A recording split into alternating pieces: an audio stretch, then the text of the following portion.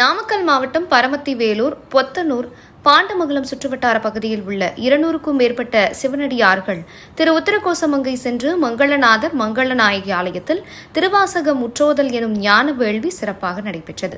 விழாவின் நிகழ்வாக திரு உத்தரகோசமங்கையில் உள்ள மங்களநாதர் ஆலயத்தில் மரகத நடராஜர் சன்னதி அருகில் திருவாசக முற்றோதல் எனும் ஞான வேள்வி காலை 6 மணிக்கு பொத்தனூர் சிவகுமார் ஐயா அனைத்து சிவனடியார்கள் திருக்கூட்டம் தலைமையில் துவங்கியது.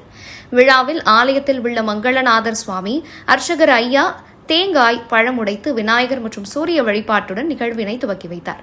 விழாவின் நிகழ்வில் முக்கிய விருந்தினராக பழனிவேல் பாண்டியன் திவான், ராமநாதபுரம் சமஸ்தானம் மற்றும் தமிழ்செல்வன் ஆகியோர் கலந்து கொண்டு விழாவினை சிறப்பித்துக் கொடுத்தார்கள்.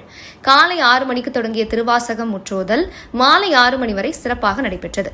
விழாவிற்கு தேவையான அனைத்து ஏற்பாடுகளையும் ஆலய நிர்வாகிகள் மற்றும் கோவை அரப்பணி அறக்கட்டளை தலைவர் சிவ பவானி தியாகராசன் ஐயா சிறப்பாக செய்து கொடுத்தார்கள்.